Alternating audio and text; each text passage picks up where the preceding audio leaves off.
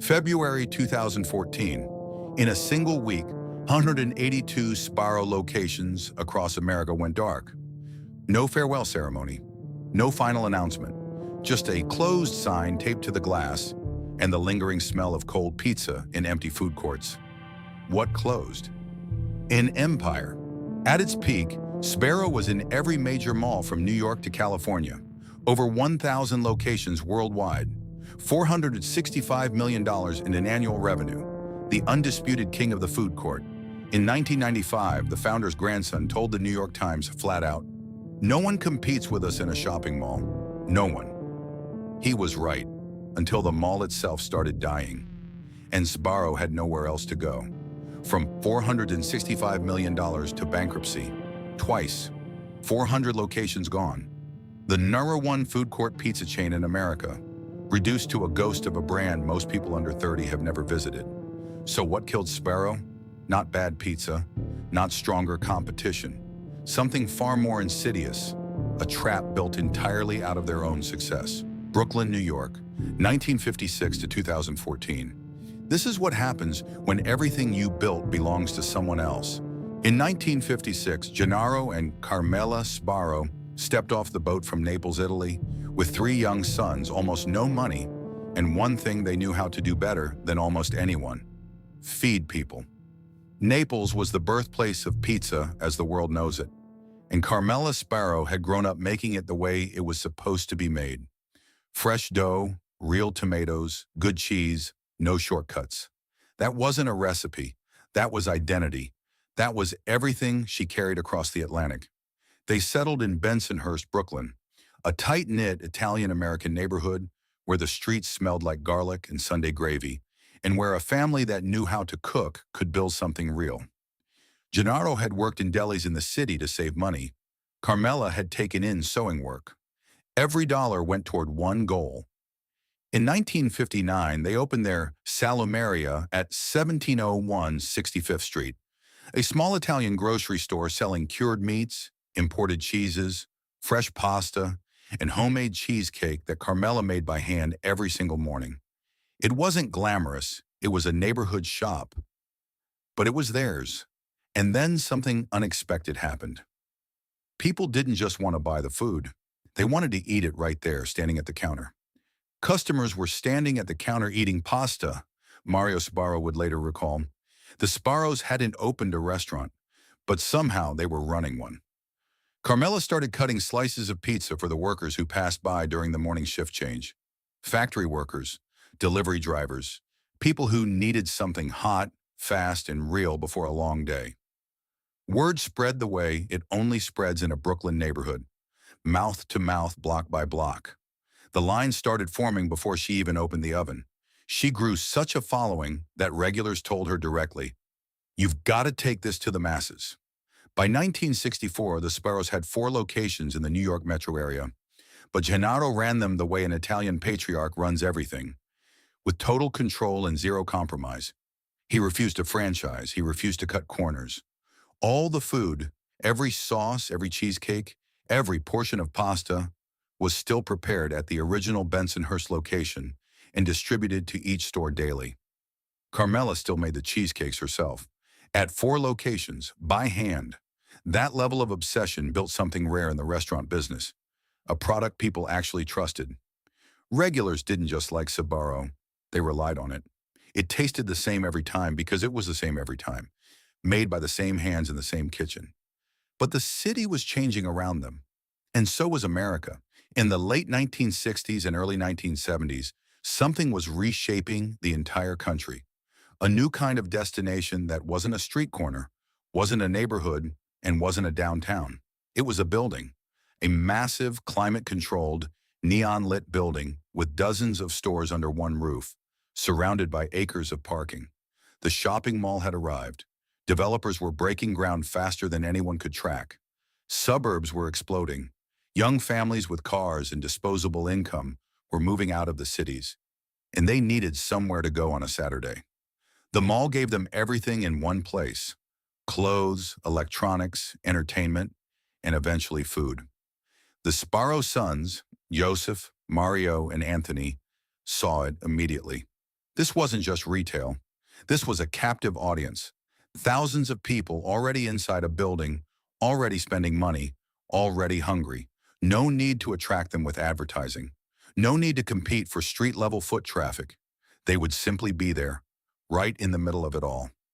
In 1970, Sbarro opened its first mall location at Kings Plaza Shopping Center in Brooklyn. It wasn't a full restaurant. It was a counter, open-faced, bright, the smell of pizza hitting you the moment you rounded the corner of the food court. Hot slices ready to go. Fast, affordable, familiar. The line never stopped moving. Anthony Sbarro described the moment they realized what they had. We had a concept that we believed would get them to stop and walk in and grab a bite. This location was where we said, here, we have something. They had more than something. They had timing. In 1977, the family incorporated their various food and restaurant businesses as Sbarro Income. They established a franchise model. They began planning national expansion. The sons took the concept their father had built on authenticity and prepared to scale it into something he never imagined, and something perhaps he never entirely wanted. Gennaro Sbarro died in 1984. At the time of his death, the company had 97 stores generating $20 million in annual revenue. By any measure, a success. By what was coming next, it was just the beginning. Mario took over as chairman and CEO.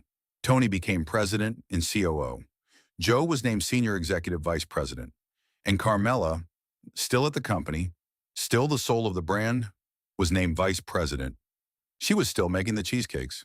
1 year after Gennaro's death, Mario opened 36 new restaurants and took Sbarro public on the American Stock Exchange, raising $8 million for 30% of the company's equity.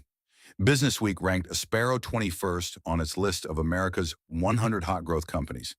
The immigrant family from Naples, the ones who arrived with nothing but a recipe and a work ethic, had just rung the opening bell on a national empire.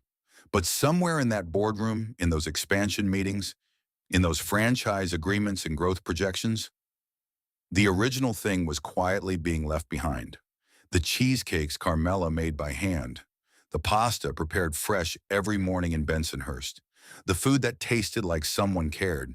You can't scale a grandmother's kitchen, and the moment you try, you've already made the first mistake.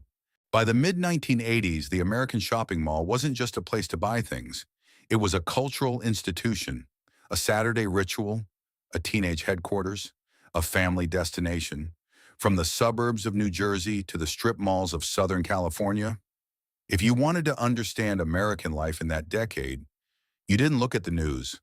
You went to the mall, and in every single one of those malls, in the food court, under the fluorescent lights, behind the long glass display case, there was Sbarro. The smell hit you first. Hot dough, melted mozzarella, tomato sauce simmering somewhere behind the counter. It carried across the entire food court, past the Auntie Anne's pretzels and the Chinese takeout and the Orange Julius stand. And it pulled you in before you even made a decision. By the time you were standing at the counter, the decision had already been made. This was not an accident. This was the entire strategy. Sbarro had cracked a code that most restaurant chains spent millions trying to solve. How to get customers through the door. The answer for Sbarro was simple. Don't have a door. Be inside the building where people already are. Be impossible to walk past without noticing. Be the thing that smells the best in a space full of competing smells. It was retail gravity. You didn't choose Sbarro. Sbarro chose you. Through the late 1980s, the company opened between 60 and 70 new locations every single year, not incrementally, aggressively. Every major mall that went up got a Sbarro. Every food court that expanded made room for one. The orange and green signage became as recognizable as any fast food logo in America. Not because of advertising, but because of sheer relentless presence. At its peak food court dominance, Sbarro had 729 locations operating across the United States.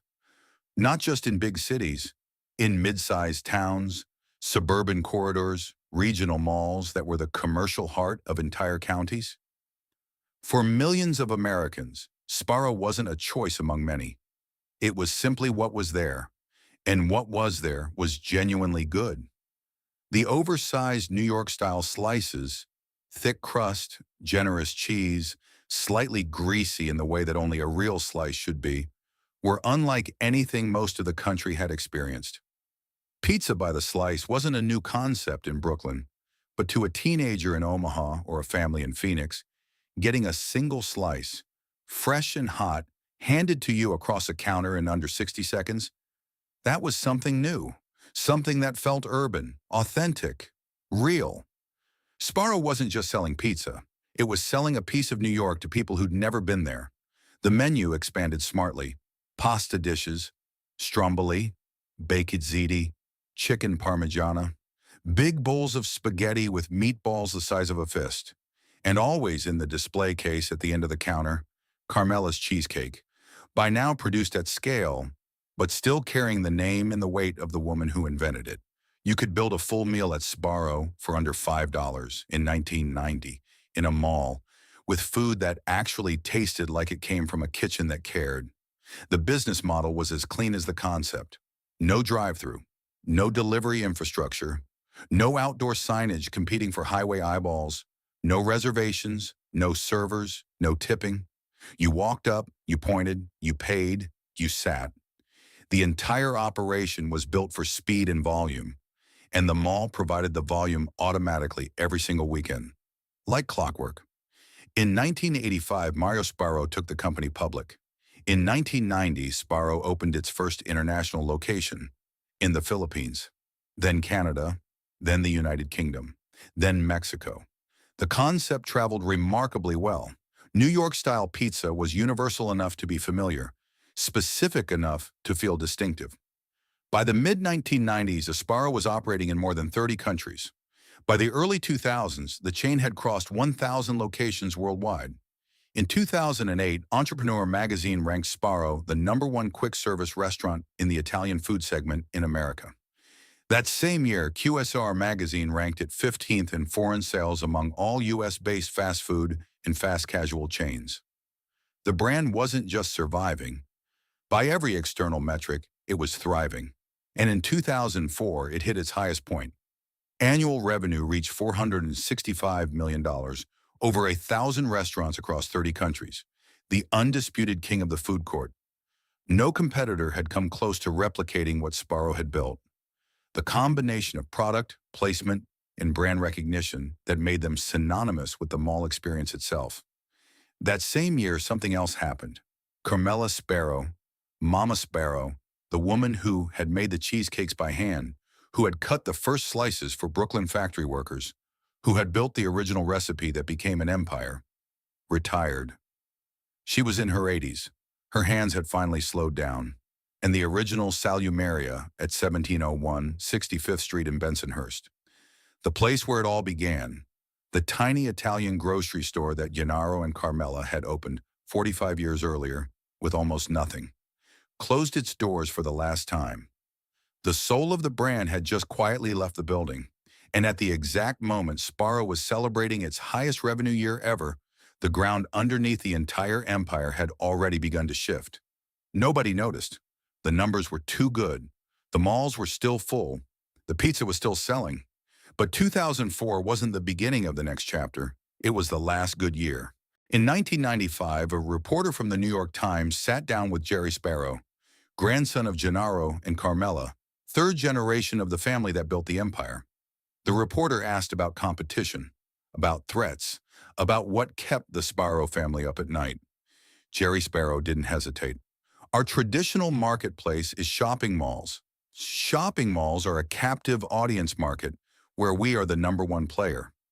No one competes with us in a shopping mall. No one. He was completely right, and that was exactly the problem. Because the question was never whether anyone could beat Sbarro inside a mall. The question, the one nobody in that boardroom was asking, was whether the mall itself would survive. And in 1995, with foot traffic still high and weekend crowds still packing the food courts, that question felt almost absurd to ask. It wasn't absurd. It was the only question that mattered. The trap Sbarro had built for itself was invisible precisely because it looked like strength. They had no real competition in their space. Their placement was locked in. Their brand was recognized by virtually every American adult. Their revenue was climbing. Every metric pointed up. But underneath every one of those strengths was the same single dependency: the American shopping mall. Sbarro didn't own the land. They didn't own the buildings. They didn't own the parking lots or the foot traffic or the Saturday afternoon rituals that fill those food courts. They rented space inside someone else's structure. And that structure, the entire economic and cultural apparatus of the indoor shopping mall, had been built on assumptions about American consumer behavior that were quietly, slowly, irreversibly beginning to fall apart. It started before anyone used the phrase retail apocalypse. It started before Amazon became a household name. It started in the suburbs in the mid-1990s with something almost too gradual to measure: a slow, barely perceptible drift away from the mall as the center of American social life. The first sign wasn't declining sales, it was demographics. The teenagers who had made malls their second home in the 1980s were growing up. They had jobs, mortgages, kids of their own. They didn't spend Saturdays at the mall anymore. They ran errands, ordered things by phone, found other ways to fill the hours. And the generation coming up behind them, the early millennials, were different from the start. Less interested in the mall as a destination, more comfortable with alternatives. But in 1995, the numbers still looked fine, so nobody panicked. Then came Amazon. Jeff Bezos launched Amazon in 1994 as an online bookstore. By 1998, the company was selling far more than books. By 2005, Amazon Prime launched, a subscription service that made ordering online not just convenient, but cheaper and faster than driving to a store. For the first time in American retail history, a consumer could get almost anything they wanted without leaving their house. The effect on mall traffic was not immediate. It was gradual, a few percentage points of decline per year. Easy to rationalize, easy to absorb, as long as your cost structure was flexible enough to adjust. Sbarro's wasn't. Through the late 1990s and early 2000s, the company had been signing long-term mall leases at rates that reflected the economic optimism of the era. When mall developers were projecting continued growth, when suburban expansion seemed limitless, when every retail consultant in America was bullish on brick and mortar, that's when Sbarro locked in its real estate commitments, leases of 10, 15, 20 years, at prices that assumed the traffic would stay. It didn't stay. By the mid-2000s, the cracks were visible to anyone paying attention. Anchor stores, the department store giants like Sears and JCPenney that anchored the ends of every major mall and drove the foot traffic that fed every food court in between, were beginning to struggle. When an anchor store closed, foot traffic in the surrounding mall dropped significantly. When foot traffic dropped, food court sales dropped. When food court sales dropped, Sbarro's revenue dropped. But the rent stayed exactly the same. The other chains saw it coming and started moving. Domino's had been building a delivery empire since the 1980s. By 2011, they would roll out an entirely new pizza recipe and invest heavily in digital ordering, meeting customers where they actually were. Pizza Hut diversified aggressively. Calzones in 2003, pasta dishes in 2008, an app-based ordering system that rewired how people thought about ordering pizza. Papa John's built its brand around a delivery promise and a quality narrative that gave health-conscious consumers a reason to feel good about their choice. Sbarro stood behind the counter, not because the leadership was incompetent, not because they didn't see the trends, but because the entire business model, the economic DNA of the company, was incompatible with the pivot those competitors were making. Sbarro was a food court operator. Their entire infrastructure, their entire cost structure, their entire identity was built around being inside a mall. You cannot run a delivery operation out of a food court kiosk. You cannot build a drive-through in a parking garage. You cannot reposition a brand that exists exclusively inside a dying ecosystem without first escaping the ecosystem. And Sbarro was locked in by leases, by debt, and by a decade of decisions that had made flexibility impossible. Fast casual was rising at exactly the wrong moment. Chipotle opened its first location in 1993, and by the mid-2000s was redefining what fast food could mean. Fresh ingredients, visible preparation, customizable orders, a brand story built around quality and transparency. Five Guys, Shake Shack, a new generation of chains that didn't just sell food, they sold a value system. Consumers, especially younger ones, weren't just asking, is this good? They were asking, is this worth it? Do I feel good about eating here? Sbarro's answer, a slice of pizza that had been sitting under a heat lamp for 2 hours in a mall that was slowly emptying out, was becoming harder and harder to defend. By 2007, the traditional indoor mall was no longer the cultural force it had been. Foot traffic was declining year over year. The phrase dead mall had entered the American vocabulary. Entire complexes that had once been the commercial hearts of their communities sat half empty, their storefronts papered over, their food courts serving a fraction of the crowds they once had.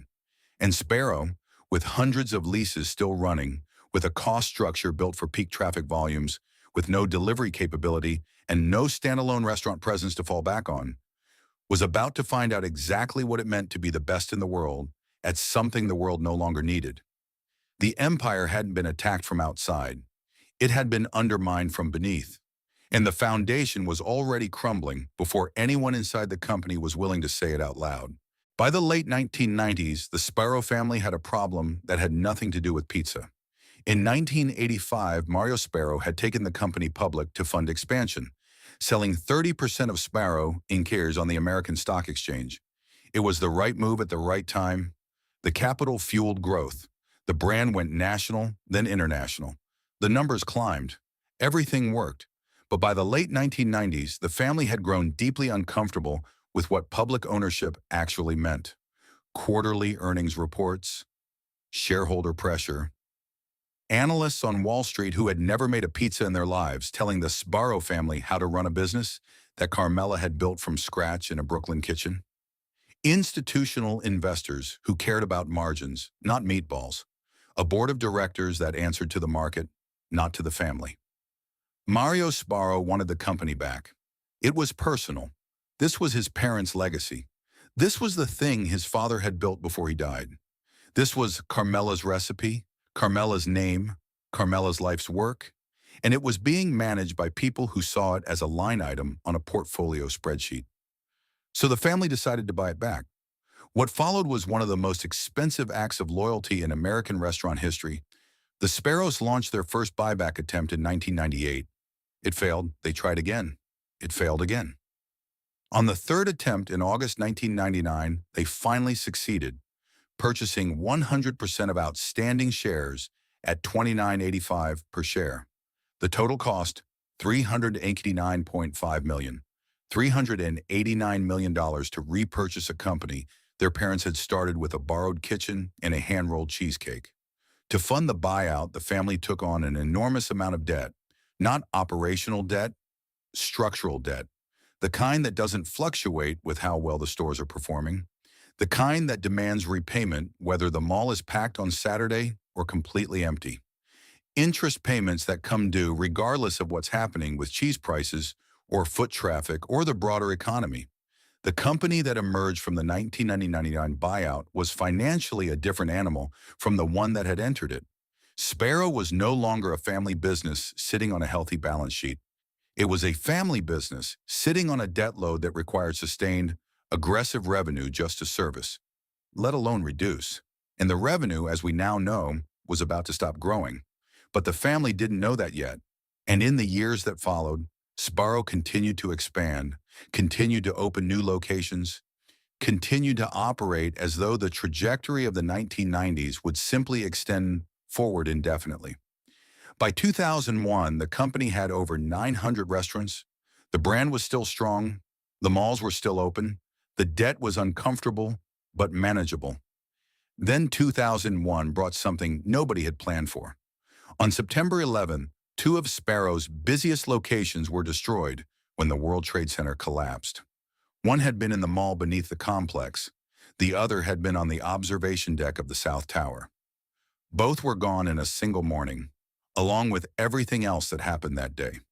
It wasn't a financial catastrophe for the company in isolation, but it was a reminder of how fragile physical presence could be, of what it meant to build a business inside someone else's walls. The company absorbed the loss and kept moving, but the debt from the 1999 buyout never went away. It sat on the balance sheet like a stone, not growing but not shrinking either, because the cash flow that might have paid it down was being consumed by expansion costs, lease obligations, and the rising price of every input that went into making pizza. Then came 2007, and the second decision. By the mid-2000s, the Sbarro family was aging. The founders' sons, Mario, Anthony, and Joseph, were in their 60s. The business required energy and capital they were finding increasingly difficult to sustain. The debt from the buyout was still there. Mall traffic was softening. The competitive landscape was shifting. Running a 1,000-location international restaurant chain was no longer the same proposition it had been when they were building it from the ground up in the 1980s. And so, in one of the great painful ironies of American business, the family that had spent $385 million in 1999 to take the company private because they didn't want outside ownership, sold the entire company in 2007 to a private equity firm. Mid-Ocean Partners, a firm with offices in New York and London, purchase price $417 million. 8 years, nearly $800 million in total transactions. And Sbarro was right back where the family hadn't wanted it, in the hands of investors whose primary obligation was to their own funds' returns, not to the legacy of Gennaro and Carmela Sbarro. But the manner of the sale made everything worse. Mid-Ocean didn't simply buy Sbarro with cash on hand. They used a leveraged buyout, a financial structure in which you borrow the money to purchase a company and then use that company's own assets as collateral for the loan. In other words, Mid-Ocean bought Sbarro with Sbarro's own future earnings. The debt from the acquisition landed directly on the company's balance sheet. Sbarro had already been carrying the weight of the 1999 buyout. Now it was carrying the weight of the 2007 leveraged acquisition on top of it. Dave Bagley, a principal at financial turnaround firm Morris Anderson, explained the math bluntly. Real estate costs during the 2005 to 2008 period were at historic highs. The mall leases Sbarro had signed during that window assumed continued growth that never came. They were based on continued growth, Bagley said. And as we know now, some of those things didn't come to fruition. By 2010, Mid-Ocean installed a new management team, replacing the existing leadership with its own executives, including a managing partner. Nicholas McGrain as CEO. The changes were structural, cosmetic. They addressed the org chart without addressing the actual problem, which was that Sbarro was now carrying an impossible amount of debt on a revenue base that was actively shrinking. The numbers by 2011 were staggering. Total debt, $487 million. Total assets, $471 million. The company owed more than it was worth, not slightly more. Not in a way that a good quarter could fix. The debt exceeded the assets by $16 million, and with same-store sales declining, with food inflation spiking, with mall traffic continuing its long structural decline, there was no scenario in which those numbers improved on their own. Food inflation had surged in 2010, wholesale prices up 25% globally in a single year. Cheese and flour, the two ingredients most critical to making pizza, were among the hardest hit. Sbarro was buying expensive ingredients and selling pizza at food court prices that hadn't meaningfully increased because raising them would drive away the already dwindling customers. The math was simple. The math was brutal. The math was inescapable. Think about what had happened in the span of 12 years. 1999. Family pays $389.5 million to reclaim the company their parents built. Out of love, out of loyalty, out of a refusal to let the legacy be managed by strangers. 2007, family sells the company for $417 million to strangers anyway, because the debt from the first decision made the second one inevitable. 2011, the company files for bankruptcy under a debt load that is the direct consequence of both decisions layered on top of each other. No single villain, No fraud, no dramatic betrayal, just two decisions, both made with understandable motivations, both made at precisely the wrong time, that together created a financial structure so fragile it couldn't survive even a moderate economic disruption. And the disruption that was coming was anything but moderate. A manager who had run a Sbarro location for 15 years understood none of this. He knew his store's numbers. He knew his staff. He knew which days were busy and which days were slow, and he could tell you exactly which pizza sold best on a Friday afternoon. He had no visibility into the $487 million sitting above him on a balance sheet in a corporate office he'd never visited. He just knew that the line at his counter was getting shorter, and that nobody from headquarters seemed to have a real answer for why. There is a particular kind of corporate death that doesn't announce itself. It doesn't arrive with a single catastrophic event. No factory fire, no product recall, no scandal that makes the front page. Instead, it comes in layers. Slow, compounding, overlapping layers of pressure, each one individually survivable, but together forming a weight that no balance sheet can hold. For Sbarro, that weight arrived between 2007 and 2011 in 5 distinct forms, each one accelerating the others, each one closing off another exit route until the company found itself standing in a burning building with every door locked from the outside. The first layer, the Great Recession. In 2008, the American economy collapsed. The financial crisis that began with the implosion of the housing market cascaded through every sector of the economy with a speed and severity that blindsided even the most seasoned analysts. Consumer confidence evaporated, unemployment spiked, people stopped spending on anything that wasn't absolutely necessary, and discretionary spending, the category that included mall trips and food court lunches, was the first thing to go. In 2008 alone, 441 retail companies filed for bankruptcy, a record at that point. The phrase retail apocalypse entered mainstream vocabulary for the first time. Malls, which had already been softening before the crisis, went into freefall. Parking lots that had once been impossible to navigate on weekends sat half empty on Saturday afternoons. The anchor stores that drove mall traffic, Sears, JCPenney, Mervyn's, Circuit City, began closing locations by the dozens, then by the hundreds. When an anchor closes, the mall dies from the inside out. Foot traffic at the remaining stores drops. The food court, which depends entirely on that foot traffic, loses customers it has no way to replace. And the leases, the long-term, fixed-cost, non-negotiable leases that Sbarro had signed at peak market rates, kept running regardless. The recession officially ended in June 2009, but for mall-dependent businesses, it never really ended. The traffic didn't come back. The habits had changed. People who had learned during the recession to shop online, to eat at home, to find alternatives to the Saturday mall trip. Many of them simply never returned to their old patterns. Sbarro waited for the recovery that never fully arrived. The second layer, the Amazon effect Amazon Prime, launched in 2005. By 2008, it had millions of subscribers. By 2010, it was fundamentally altering how Americans thought about shopping. The logic was simple and devastating for physical retail. Why drive to the mall, find parking, walk through a half-empty building, and pay full price, when you could order the same item from your couch, pay less, and have it arrive in 2 days? The answer, increasingly, was that there was no good reason, and millions of Americans arrived at that conclusion simultaneously. Mall traffic declined by measurable percentages year over year through the late 2000s and early 2010s. Not dramatically in any single year, but consistently, inevitably, in a direction that had only one destination. Industry analysts began categorizing American malls into tiers, A, B, and C, based on foot traffic and anchor store health. The A malls in wealthy urban and suburban markets held on. The B and C malls, the mid-tier regional malls, where a significant portion of Sbarro's locations operated, began dying in earnest. Sbarro had locations in all 3 tiers, but their exposure to the struggling B and C malls was substantial. These were the locations where the lease costs were highest relative to the declining revenue.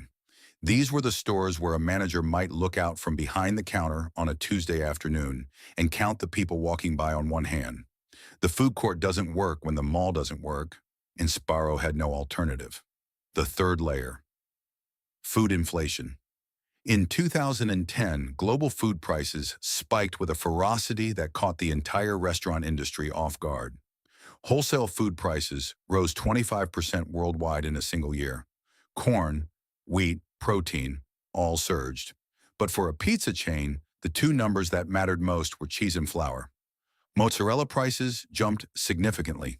Flour costs rose in parallel. The two ingredients that sat at the absolute core of Sbarro's product, the things you literally could not make pizza without, became dramatically more expensive almost overnight. Every restaurant operator faced this challenge, but not every restaurant operator faced it from the same position. A chain with healthy margins, low debt, and flexible pricing power could absorb the increase or pass it to consumers gradually. A chain with compressed margins, $487 million in debt, and a customer base already stretched thin by the recession had almost no room to move. Raise prices, and the already dwindling food court customer, who had cheaper options appearing everywhere, walks away. Absorb the cost, and the margin that was already barely covering debt service disappears entirely. Sbarro tried to hold prices. The math kept getting worse.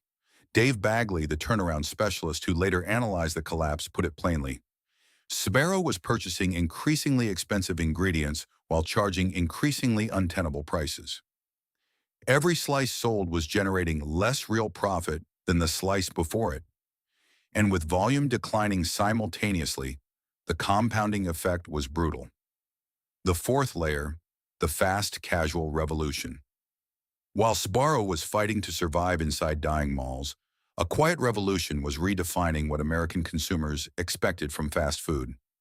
Chipotle had been growing steadily since the mid-1990s, but by 2010 it had become a cultural phenomenon.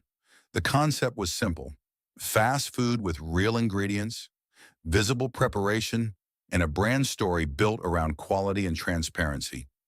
You could watch your burrito being assembled. You knew where the ingredients came from.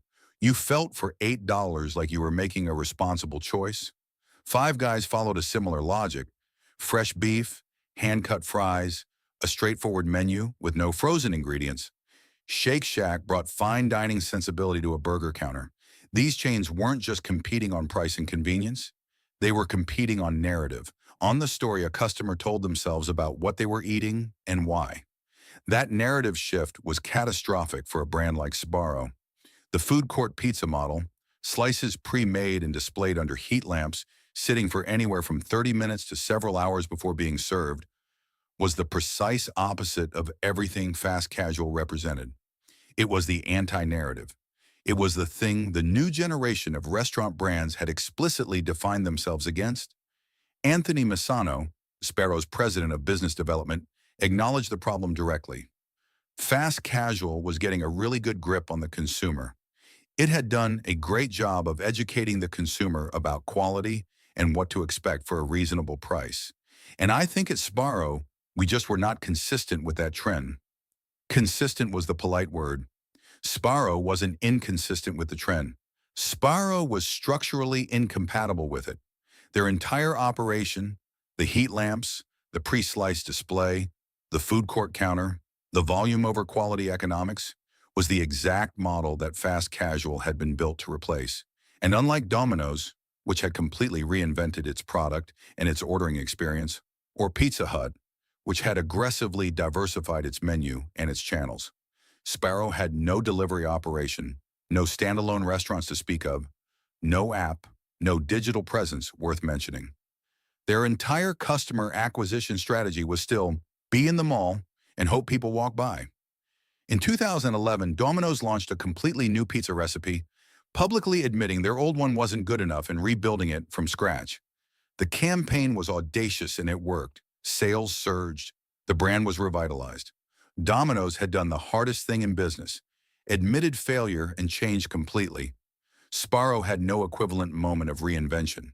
Not because the people running the company lacked intelligence or intention, but because the debt, the leases, and the structural constraints of the food court model left no room for the kind of capital investment that genuine reinvention required.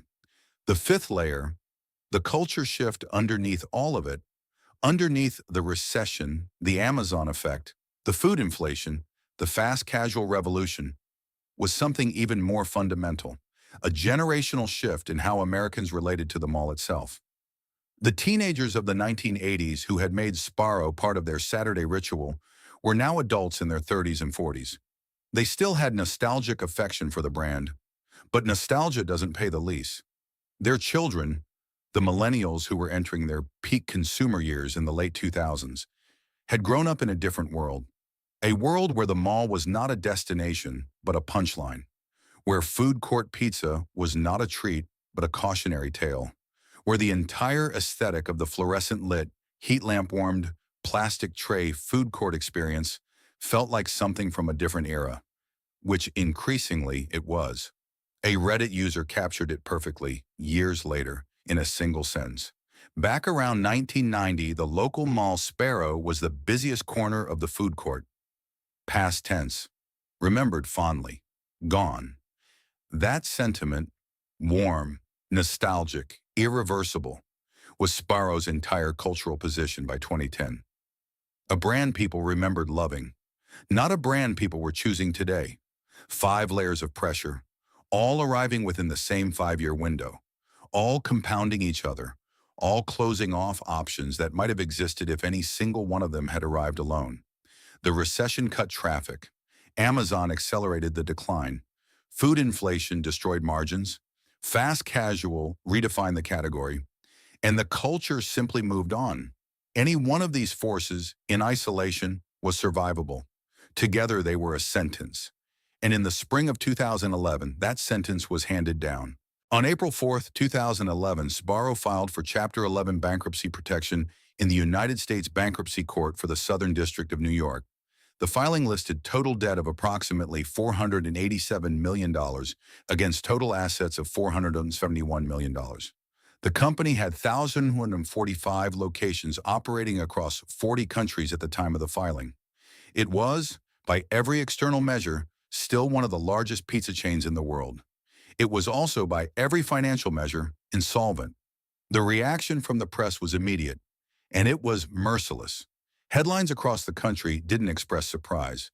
They expressed something closer to grim satisfaction, the confirmation of something everyone had quietly suspected for years. Sbarro files for bankruptcy, color us shocked, wrote one food industry blog in a tone that said exactly the opposite. The Washington Post noted that Sbarro had become, in the cultural imagination, less a restaurant chain and more a symbol of the dying mall, of the fading food court, of an America that had moved on without quite realizing it had done so.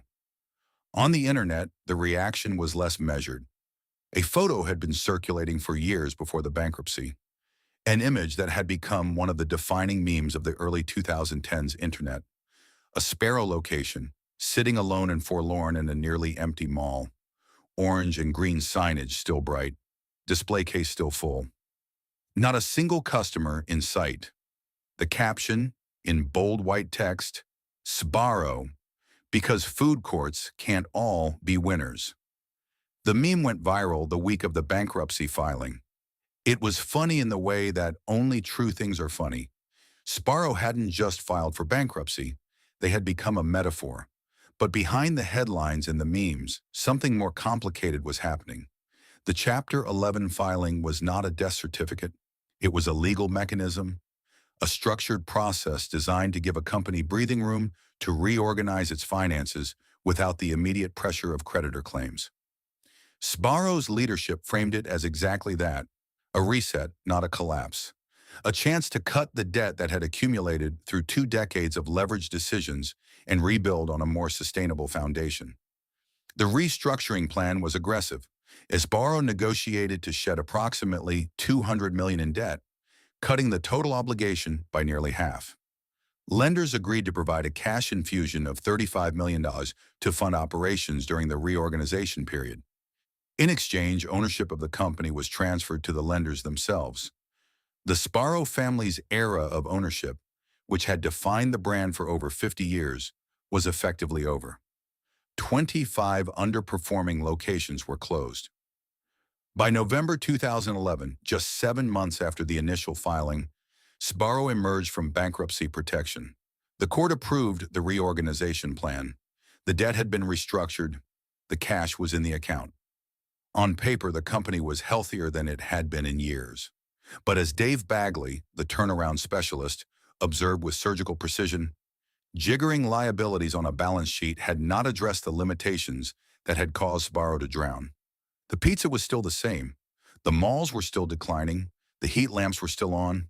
The structural problems, the ones that had nothing to do with how much debt was on the balance sheet and everything to do with where the restaurants were located and how the product was positioned, remained completely untouched. Sbarro had removed the water from the boat, but the hole was still there.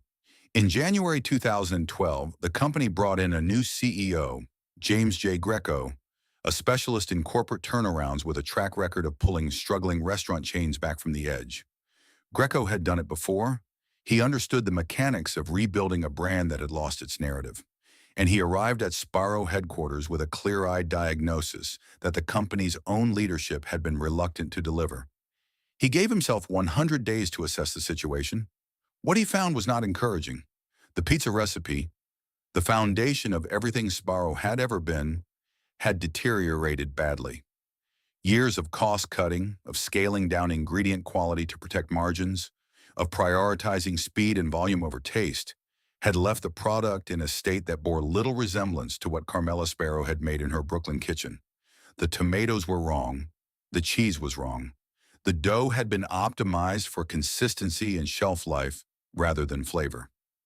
I recognized that Sbarro had over the last several years lost its lead in the space it operates. Greco told QSR magazine, "Sbarro is an iconic brand with name recognition, and that is something that's really hard to create and is very valuable. So I thought that it was a great place to start to build something back." He wasn't wrong about the name recognition. Walk up to virtually any American adult in 2012 and say, "Sbarro," they knew it instantly. They had a memory attached to it. A food court, a mall, a Saturday afternoon, a specific slice on a specific paper plate. That kind of embedded cultural familiarity was worth something real. It was, in fact, one of the few genuine assets the company still possessed. The challenge was converting that nostalgia into present-tense relevance. Greco's turnaround plan was ambitious and genuinely thoughtful. The pizza recipe was rebuilt from the ground up. Higher quality tomatoes, better mozzarella, a revised dough formula designed to taste like something you'd actually choose rather than something you'd settle for. The pasta dishes were reworked. Fresh ingredients were brought back to the forefront of the menu after years of being quietly downgraded. Employee relations received serious attention for the first time in years. New training programs, revised compensation structures, an explicit focus on customer service quality that had been allowed to slip as the company had been consumed by its financial struggles. The branding was updated, the stores were refreshed, the orange and green was modernized. Sbarro began talking about itself differently, less as a food court fixture, more as an authentic New York pizza experience that happened to be accessible in a mall setting. And then, in October 2013, the company made its most ambitious move, opening the first location of an entirely new, fast casual concept called Pizza Cucinova. Neapolitan-style pizzas made to order. Fresh, high-end ingredients, woodstone ovens, baked in under 3 minutes, the anti-heat lamp, the anti-Sbarro in almost every way, and deliberately so. It was Greco's bet that the Sbarro organization could build a second brand from scratch, one that spoke directly to the fast casual consumer that the original format could never reach. For a moment, a brief, fragile moment, it looked like it might work. Customer response to the new pizza recipe was positive. Reviews improved. The fast casual pilot showed promise. Industry observers who had written the obituary began hedging. Maybe Sbarro had found its way through. Then Greco left. In March 2013, just over a year into his tenure, James Greco departed Sbarro. He declared the turnaround a success. The company, he said, was on the right path. His work was done.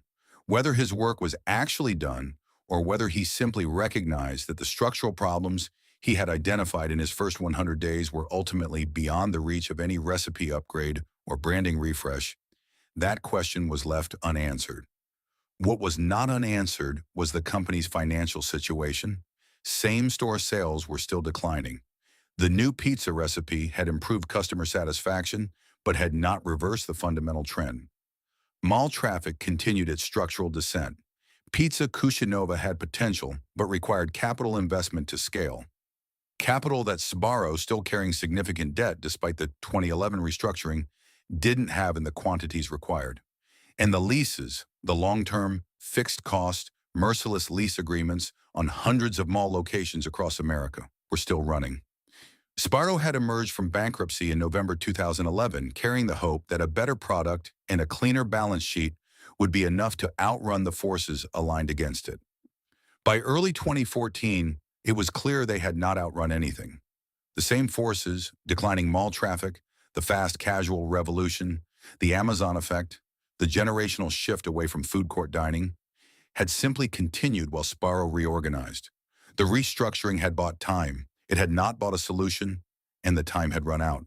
January 2014, Sbarro's headquarters in Melville, New York, was operating under a particular kind of institutional dread, the kind that fills a building when everyone knows what's coming, but nobody is authorized to say it out loud. James Greco was gone.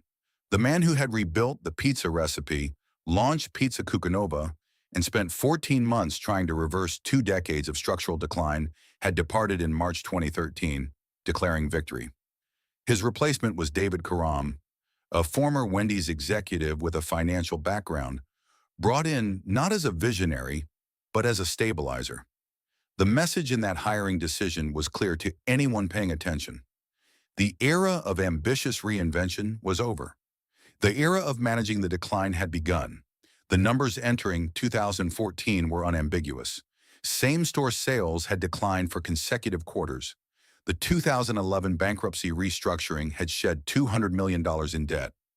But the remaining obligation was still substantial, still demanding, still consuming cash flow that the business could not reliably generate.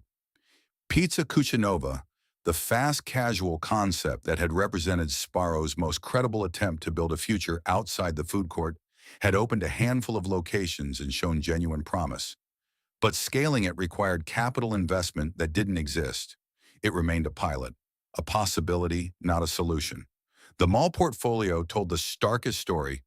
Of Sbarro's approximately 400 North American locations, a significant portion were operating in B and C tier malls. The mid-market regional shopping centers that had been hit hardest by the combination of the Great Recession and the Amazon effect.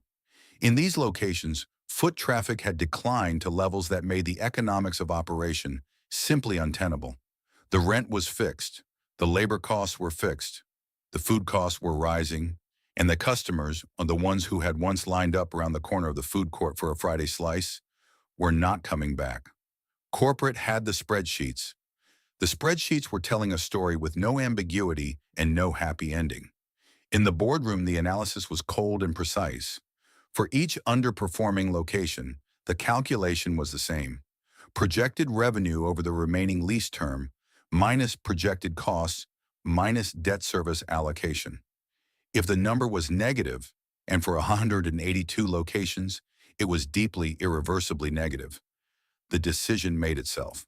There was no dramatic debate, no last-minute scramble for a white knight investor, no emergency call to a private equity firm with a rescue plan. By early February 2014, the list had been finalized. 182 Sbarro locations across North America, nearly half of the company's entire U.S. footprint, would close simultaneously, immediately. The announcement would come later. The closures would come first. And in late February 2014, the orders went out. 1 month later, on March 10, 2014, Sbarro filed for Chapter 11 bankruptcy protection for the second time in 3 years. The filing listed assets and liabilities each between $100 million and $500 million. It was the second time in 36 months that the company had stood before a bankruptcy court, and asked for protection from its creditors. The first time had generated shock and dark humor. This time, the reaction was something quieter, sadder, more final.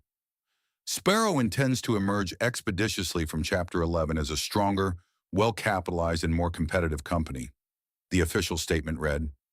The language was identical to 2011. The circumstances were almost identical to 2011. But nobody, not the creditors, not the analysts, not the employees standing in the break rooms of still open locations reading the news on their phones, believed the story was going to end differently this time. The first bankruptcy had been a crisis.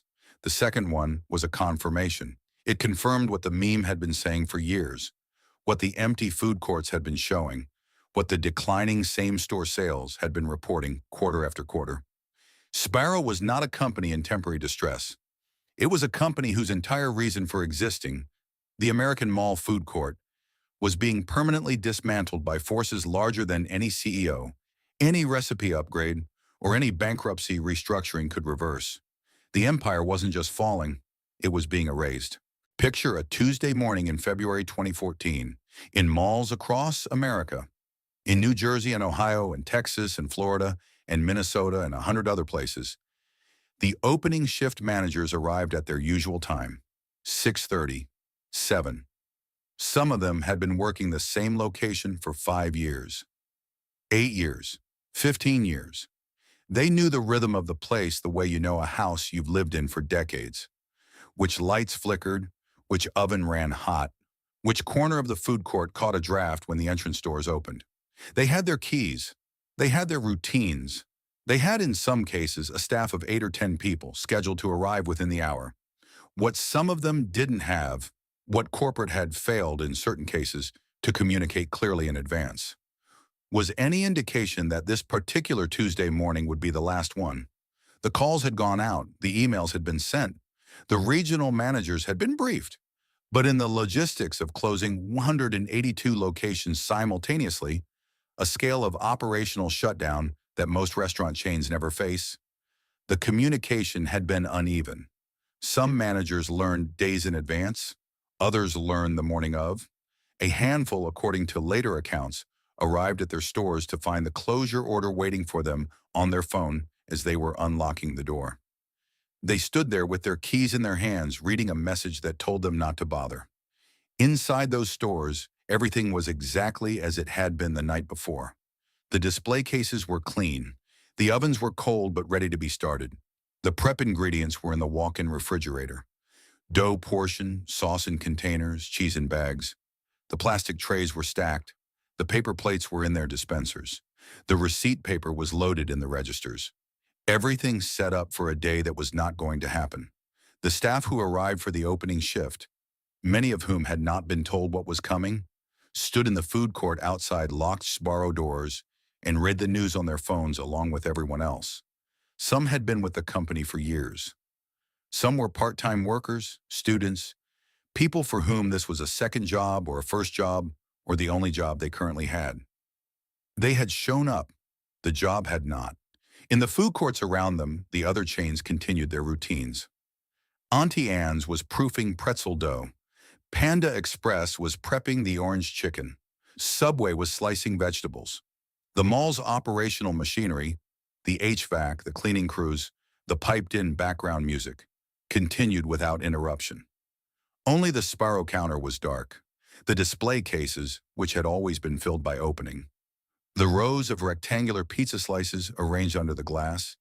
The pasta dishes in their steel trays, the stromboli lined up in the back, were empty. The orange and green signage was still there. The menu boards were still lit, but behind the counter nothing was moving. By midday in malls across the country, the same scene was playing out. Shoppers walked past, glanced at the dark counter, registered the absence in the way you register any disruption to something that has always been there. Some stopped to read the closure notice taped to the glass. Some took photos. Some posted them immediately. Within hours, social media filled with images of darkened Sbarro counters. The same photo repeated across 100 different malls, 100 different cities. Empty display case, lights off. The ghost of a menu board still glowing above a counter that nobody was standing behind. The internet, which had spent years using Sbarro as a punchline, went briefly, genuinely quiet, because there is a difference between mocking something and watching it actually disappear. The meme had been funny. The reality, the actual physical absence of something that had been a constant presence in American life for 40 years, landed differently, harder, in the way that only the permanent things land. People who hadn't thought about Sbarro in years found themselves thinking about it. A specific slice, a specific afternoon, a mall they hadn't visited in a decade, a food court that existed now only as a memory. A woman in Ohio posted a photo of her local Sbarro, closed and dark, with a single sentence underneath. My mom used to bring me here every Saturday. It always smelled like something good was happening. That post was shared 11,000 times. On June 2, 2014, Sbarro exited bankruptcy protection for the second time under a court-approved reorganization plan. The company relocated its headquarters from Melville, New York to Columbus, Ohio, a cost-cutting measure that eliminated roughly 40 positions at the corporate level.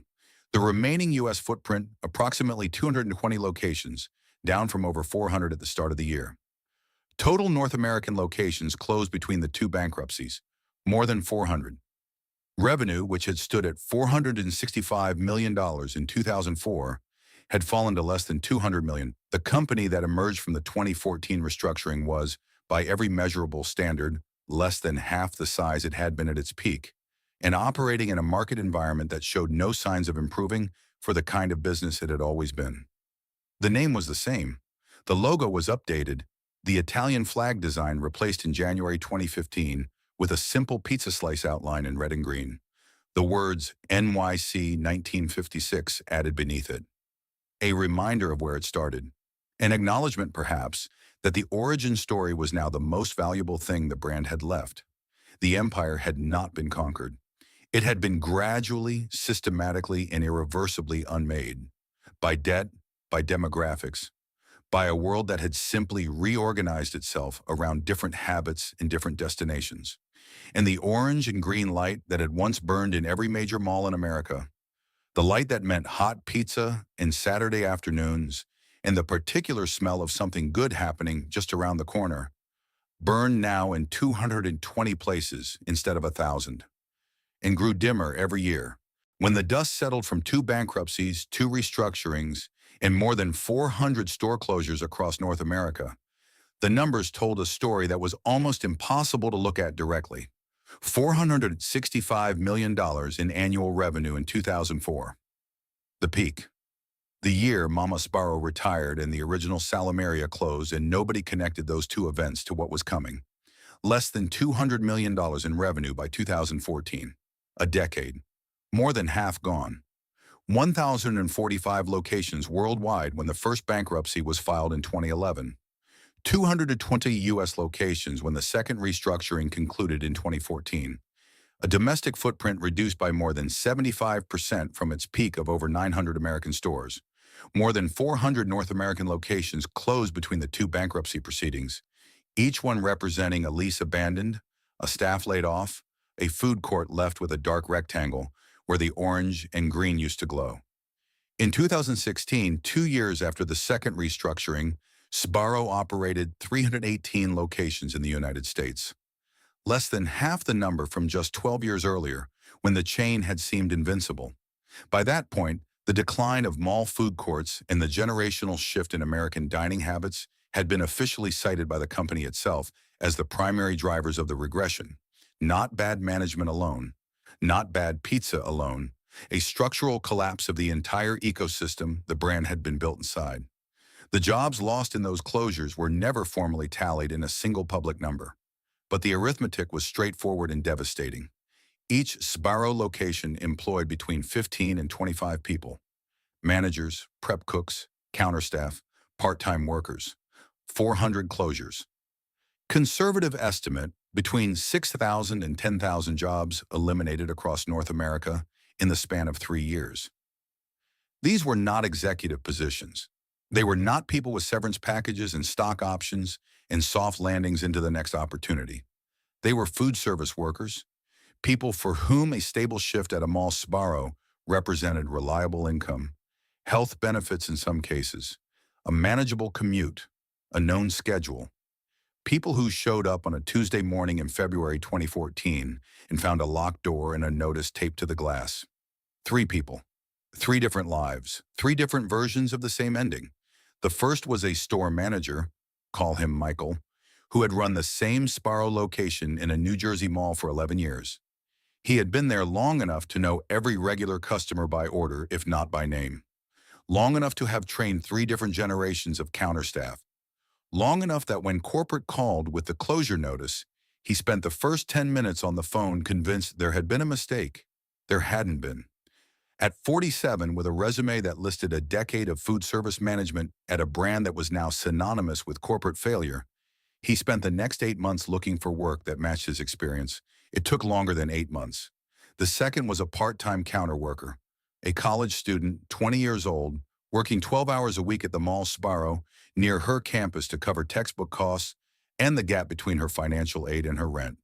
She found out about the closure the same way most of the country did, on Twitter during a Tuesday morning class, when a photo of a dark Sbarro counter started circulating with the caption, "RIP Food Court Legend." She got another job within 2 weeks. But for the 2 weeks before that, the gap was real. The gap was rent money. The gap was groceries. For a 20-year-old working to stay in school, 2 weeks was not an abstraction. The third was a franchise owner, a man who had invested his family's savings into a Sbarro franchise in a mid-sized Midwestern mall in the early 2000s, believing in the brand, believing in the location, believing in the foot traffic projections that had made the investment look sound. By 2013, the foot traffic had dropped by nearly 40% from when he had signed his franchise agreement. His revenue had followed it down. The royalty payments to corporate, the lease obligations to the mall, the food costs, the labor.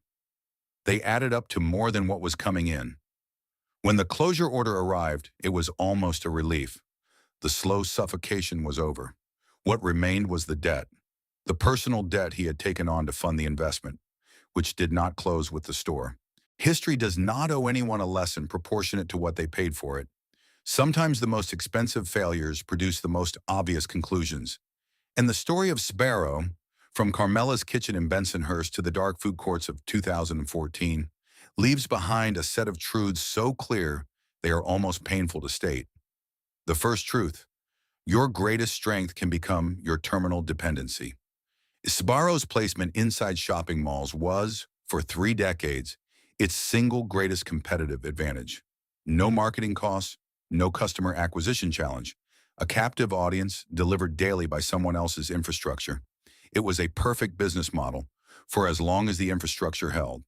The problem was that for as long as is not a strategy, it is a bet. And Sbarro bet everything, its leases, its cost structure, its entire operational identity, on the continued vitality of a single channel it did not own and could not control. When that channel began to decline, there was no fallback. There was no plan B, because for 20 years, plan B had never seemed necessary. Jerry Sbarro's famous 1995 declaration, "No one competes with us in a shopping mall.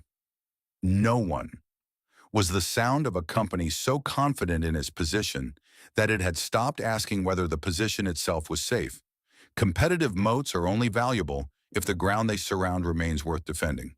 The second truth: debt borrowed against optimism is repaid in crisis. The 1999 family buyback, the 2007 private equity acquisition, 2 transactions, nearly $800 million in combined value, both structured on the assumption that Sbarro's revenue trajectory would continue upward, or at minimum remain stable, long enough to service the obligations they created.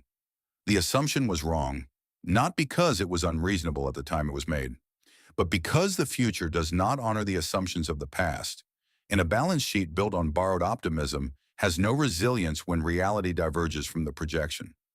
Mid-Ocean Partners did not destroy Sbarro with malicious intent. They applied a standard private equity playbook, leveraged acquisition, operational optimization, eventual exit, to a company whose underlying market was in structural decline. The playbook assumed a stable or growing business. It got the opposite. And because the debt was fixed while the revenue was falling, The outcome was mathematically inevitable, long before anyone at corporate was willing to say so out loud. The lesson is not that private equity is predatory, though it can be. The lesson is that leverage amplifies whatever is already happening. In a growing business, it accelerates growth. In a declining one, it accelerates the decline. Sbarro was already weakening when Mid-Ocean bought it. The leverage ensured that the weakening became fatal. The third truth. Loyalty to a legacy is not the same as stewardship of a future. The Sbarro family's decision to spend $389.5 million buying back their parents' company in 1999 was, on a human level, entirely understandable. This was Gennaro's life work, Carmela's recipes, their sons' childhoods. The idea of watching it managed by institutional investors, who saw it as a portfolio asset rather than a family legacy, was genuinely painful. And the instinct to reclaim it was a deeply human one. But love for what something was is not a substitute for clear-eyed assessment of what it is becoming. The family bought back a brand.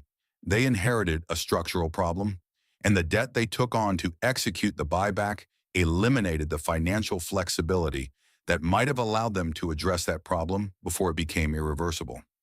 Carmela Sbarro understood this intuitively in a way the spreadsheets could never capture.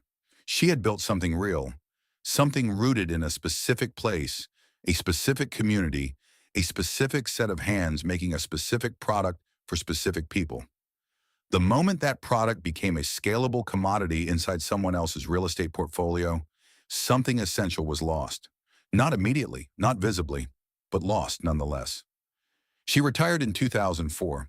The original store closed that same year. In retrospect, it felt less like a coincidence and more like a verdict. The epilogue the numbers don't tell. By 2020, Sbarro had repositioned itself, quietly without fanfare, away from the dying mall ecosystem and toward new channels. Convenience stores, airports, military bases, university campuses, a partnership with the UK-based EG Group to enter British markets. A slow, unglamorous, genuinely difficult reinvention happening not in the spotlight of a turnaround narrative, but in the margins of a changed industry. By some counts, the company had grown back to over 600 locations worldwide, but not in the malls, not in the food courts, not in the places where the line once stretched around the corner on a Saturday afternoon, where the smell of hot cheese carried across an entire building, where a family could sit down with 4 slices and a plate of baked ziti and feel, for 20 minutes, like the weekend was exactly what a weekend was supposed to be. Those places are mostly gone now. The malls themselves, the B and C tier regional shopping centers that were the heartland of Sbarro's empire, have been closing at a rate of dozens per year throughout the 2010s and 2020s. Some have been demolished. Some have been converted into apartments, medical centers, Amazon fulfillment warehouses. The food courts have been gutted or repurposed or simply left empty. The chain restaurant signs removed, the counters bare. Where Sbarro once stood, there is often nothing. A gap in the food court layout, a space waiting to be filled by something else, or not filled at all. Gennaro and Carmela Sbarro came to America with nothing but a recipe and a willingness to work. They built something that fed millions of people across 6 decades in 30 countries. They built it on authenticity, on stubbornness, on the immigrant conviction that if you made something good enough, people would find it. They were right. The tragedy of Sbarro is not that they were wrong about the pizza. It is that they were right about everything that mattered in 1956, and that the world of 2014 had no use for any of it. A slice of pizza, a food court, a Saturday afternoon that exists now only in the specific, irretrievable way that childhood memories exist. Vivid, warm, and completely beyond reach. The lights went out in February 2014. They never came back on,